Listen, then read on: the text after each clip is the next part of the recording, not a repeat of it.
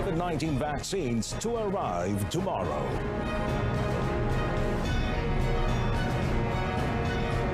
Malaysia ready to roll out vaccination program.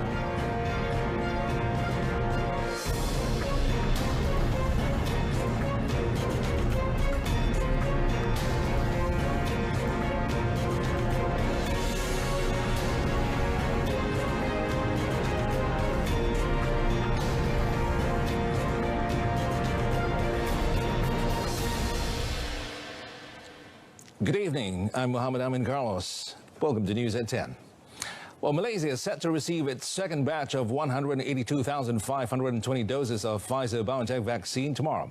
And according to Science, Technology and Innovation Minister Khairi Jamaluddin, this second batch is to be distributed to states that have yet to receive the vaccine. So bagi negeri Kedah, negeri Melaka, negeri Sembilan, Perak akan menerima pada 24 hari bulan, hari esok juga. Dan bagi negeri Pahang, Terengganu, Kelantan, Sabah, Sarawak dan wilayah Persekutuan Labuan pada 25 hari bulan. Vaksin itu akan sampai ke negeri-negeri tersebut. Speaking after the COVID-19 vaccine immunization program simulation, he said as of 21st February, 472,588 frontliners have registered to receive the first phase of vaccinations. This includes frontliners from medical fields as well as other non-medical related fields. The national COVID-19 immunization program is implemented in 3 phases starting tomorrow, with phase 1 conducted from February to April 2021 for the frontliners involving 500,000 people. Well, Khairi, who is also coordinating Minister for National COVID-19 Immunization Program, said 55,539 teachers throughout the country have been included in the list of recipients for the first phase of the immunization program.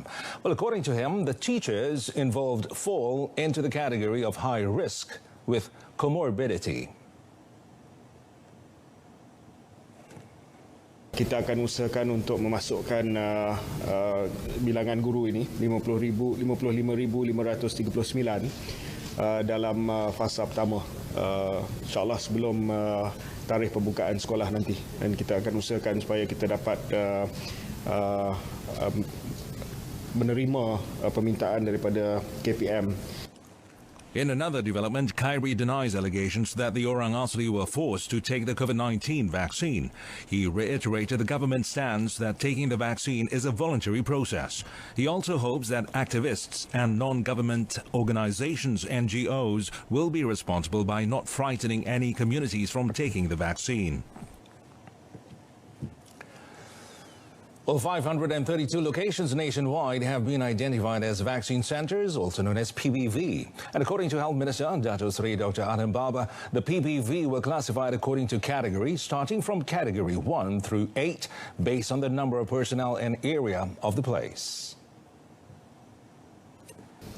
Secara ringkasnya, proses kerja pemberian vaksin COVID-19 di sebuah pusat pemberian vaksin ataupun PPV adalah seperti berikut.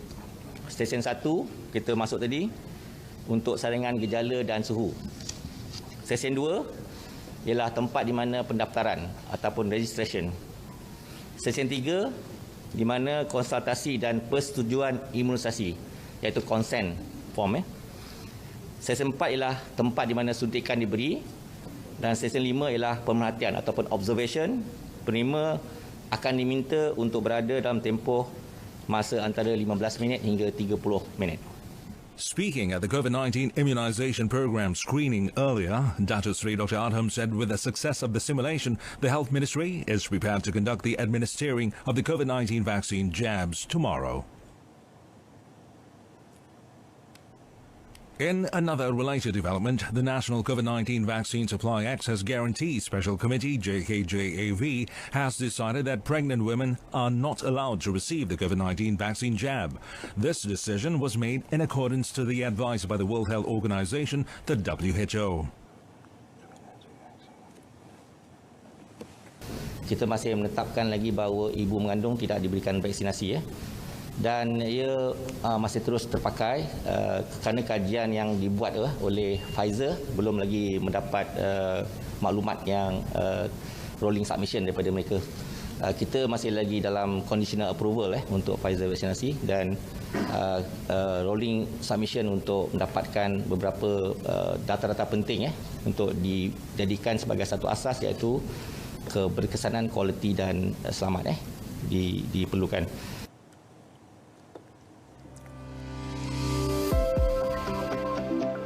Assalamualaikum warahmatullahi wabarakatuh dan salam sejahtera. Apa khabar semua? The National COVID-19 Immunization Program will be rolled out soon.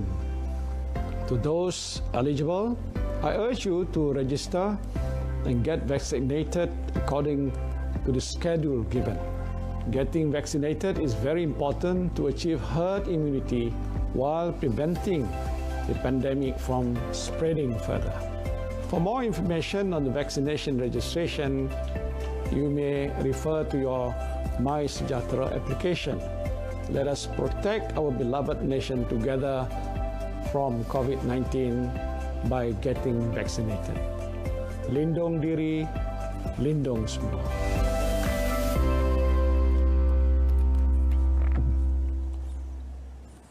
Well, tomorrow, Prime Minister Tan Sri Muhyiddin Yassin will become the first in Malaysia to receive a COVID-19 vaccine, namely the Pfizer's Comirnaty vaccine, along with frontline medical staff, as the country kickstarts its first phase of the National Immunization Program, the largest vaccination program ever in the country. Well, despite the many assurances provided by the authorities, one question is still lingering in everyone's mind. Is it safe? Does it involve any genetic DNA materials in the cell? To begin with, according to Health Deputy Director General for Research and Technical Support, Dato Dr. Hisham Shah Muhammad Ibrahim, Comirnaty does not contain any live virus and it cannot give you COVID-19. It uses the messenger ribonucleic acid or mRNA vaccine technology. The mRNA vaccine will produce a unique protein called spike protein, which can stimulate the body's immunity without causing any illness and will be destroyed by the enzyme after the spike protein is produced. The mRNA sequence does not enter the nucleus and does not involve any genetic DNA materials in the cell. Jadi kalau kita faham biologi, mRNA ini tempat dalam selnya adalah di dalam cytoplasma. Dia bukan di dalam nukleus. Nukleus adalah merupakan tempat di mana DNA berada. Jadi mRNA itu dia perlu ada di dalam plasma. Jadi dia tidak boleh masuk dalam nukleus dan dia akan mengubah DNA. Itu merupakan satu mitos yang salah. As with other vaccines, there will always be a very small proportion of susceptible individuals who might experience some allergic reactions to the active ingredients or the excipients of the vaccine following its administration. Sama juga reaksi badan kita kepada SARS-CoV ni kan, reaksi badan kepada virus dapat penyakit Tapi kita dalam vaksinasi kita tidak beri virus itu. Apa yang kita bagi dalam vaksin ini adalah hanya jujukan genetik virus itu Jadi dia tidak menyebabkan penyakit. Jadi bila jujukan genetik ini memasuki badan kita, dia akan menghasilkan respons. Dan respons itulah yang kita katakan sebagai kesan samping The Health Ministry's National Pharmaceutical Regulatory Agency, NPRA, would continue keeping tabs on the effectiveness and safety of the vaccine, while the Prime Minister recently renewed his call on the importance of embracing and culturalizing the new normal after one had been vaccinated.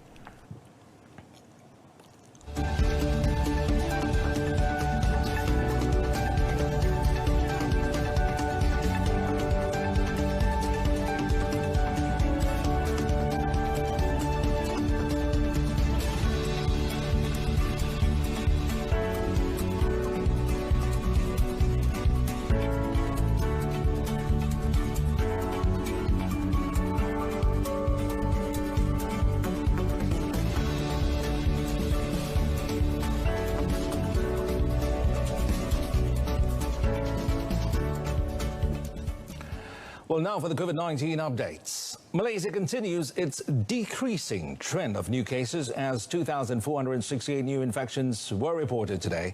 And according to a statement by Health Director General Tan Sri Dr. Noor Hisham Abdullah, 2,464 of them were locally transmitted, while the remaining 4 were import cases. Well, Selangor reported the highest new infections by state with 932 new cases, followed by Johor with 428 cases and Perak 308 cases. Meanwhile, 4,055 cases made a recovery today and were discharged, bringing the total number of recoveries up to 256,678, equivalent to an 89.05% recovery rate. Now, following this development, the number of active cases currently being monitored in the country is 30,475. 196 of them are being treated in intensive care units, with 92 of them requiring respiratory aid. Meanwhile, MOH also reported 14 new deaths today, and the COVID-19 death toll in Malaysia rises to 1,076.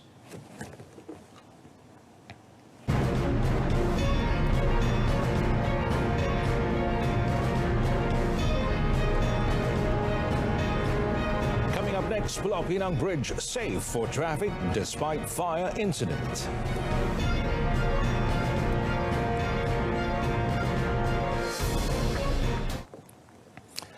Well, the government had never prevented the hotel industry from continuing their practices even in MCO, CMCO or RMCO areas. In fact, Senior Minister for Security Dato' Sri Ismail Sabri Yaakob explained that the SOP issued by the National Security Council, the MKN, even encouraged tourism activities in CMCO and RMCO locations for visitors from the same district. Kerajaan tidak pernah mengarahkan hotel ditutup, sama ada di kawasan PKP, PKPB ataupun PKPP. Hotel sentiasa beroperasi. Ya, walaupun jika ada hotel yang ditutup kerana kekurangan pelanggan dan sebagainya, itu tidak ada kena-mengena dengan arahan kerajaan untuk menutup hotel. Jadi hotel dibenarkan. The minister was commenting on confusions among local tourists who complained that many hotels in MCO areas had ceased operations either permanently or temporarily. On suggestions that the government reduce the maximum compound of 1,000 ringgit for MCO violations, the public can appeal for a reduction provided they come up with valid reasons. Ramai juga yang terkeliru. Apabila dikenakan compound 1,000, ianya adalah maksimum. Ya, maksimum 1,000. Dan mereka boleh mengemukakan rayuan dengan memberikan sebab-sebab tertentu sebelum membuat bayaran kepada Kementerian Kesihatan ataupun pejabat kesihatan daerah. Dan mereka boleh, kalau mereka bersetuju dengan sebab-sebab yang dikemukakan, mereka boleh menurunkan kadar compound tersebut. Bukan 1,000, mungkin 100 atau RM50. Itu terserah kepada pegawai yang menerima rayuan tersebut.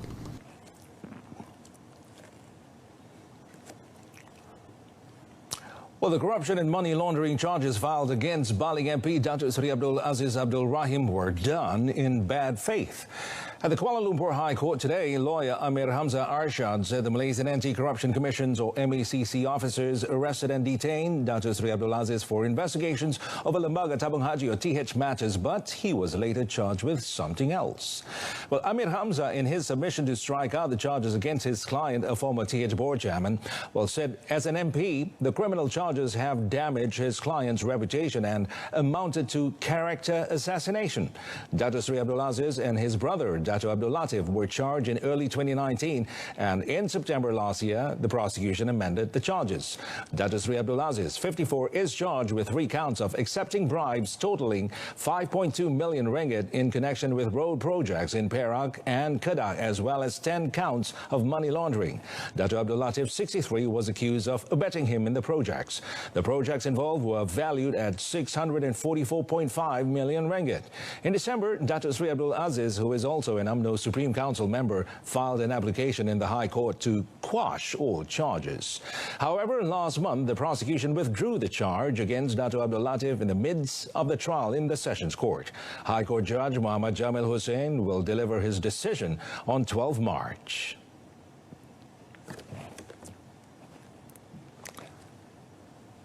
Well, a total of 107 kilograms of methamphetamine worth 4.2 million ringgit was seized by the 8th Battalion of the General Armed Forces, or PGA, in Kampung Lubogong, Rantau Panjang, Kelantan yesterday morning. Well, Southeastern PGA Brigade Commander SAC Hassan Basri said the confiscation was made after a team of 7 strike force and reconnaissance personnel monitored the scene for 10 hours. The target location was the site of a burned-down house surrounded by other occupied houses. The inspecting PGA team found 6 bags of drugs placed under the concrete staircase in the burned-down house.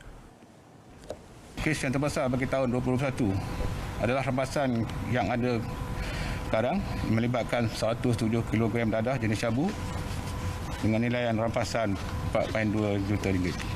Berdasarkan maklumat daripada pihak narkotik, dengan jumlah 107 kg dadah jenis sabu ini boleh menampung keperluan seramai 107,000 orang penagih. All the drugs confiscated were handed over to Pasir Ris Police Headquarters for further investigation under Section 39B of the Dangerous Drugs Act 1952. Well, over in Penang, Plus Malaysia Berhad has assured the public that the integrity of the Pulau Pinang Bridge remains intact and it is safe for use despite yesterday's fire, which affected TNB cables located under kilometre 3.2 of the bridge. In a statement today, Plus said the fire was extinguished at 7:30 p.m. yesterday and no one was injured in the incident.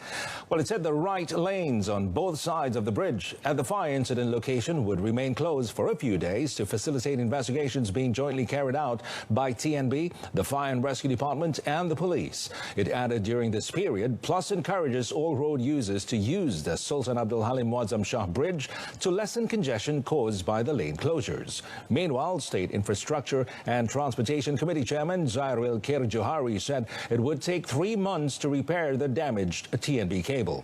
Zairil, in a statement, said TNB had told Chief Minister Chow Kun Yeow that repair works would not take more than 3 months.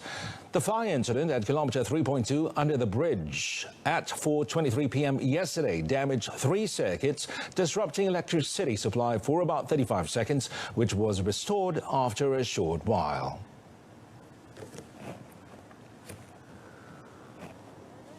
The government will continue to assist the manufacturing sector, especially the rubber glove industry, to maintain Malaysia's position as a main player in the supply of rubber gloves for the global health industry. Minister in the Prime Minister's Department for Special Functions, Datuk Seri Muhammad Rizwan Mat Yusof, said this was also in line with Malaysia's status as a major producer of rubber gloves globally, with exports valued at 2.9 billion ringgit in October last year. Datuk Seri Muhammad Rizwan said the government hopes the rubber glove industry will continue to drive the nation's economy and provide jobs to the people to reduce reliance on foreign workers. Jadi kita sebagai kerajaan, mana yang strategi industri yang strategik, kita mahu facilitate, memudah cara jika perlu, dan kita galakkan mereka ini mengeksport dengan lebih besar lagi untuk kita, saya sebut sekali, untuk sustain, melestarikan kedudukan Malaysia sebagai industri ataupun pemain utama dalam membekalkan sarung tangan untuk industri kesihatan. He said this report is after officiating at Glove Engineering Sendirian Berhad's rubber glove production systematization facility in Timor near Ipoh today. Earlier in his speech, he said rubber glove exports contributed 51.1% to the nation's total exports in October last year, as demand from foreign countries for rubber gloves increased due to the COVID-19 pandemic. Datuk Seri Muhammad Rizwan said for this year, the Malaysian Rubber Glove Manufacturers Association, MARGMA, projected the rubber glove annual growth rate demand to reach 15 to 20% with an export revenue of 34 billion ringgit. He said even though many countries had obtained COVID-19 vaccines, it would not affect demand for rubber gloves.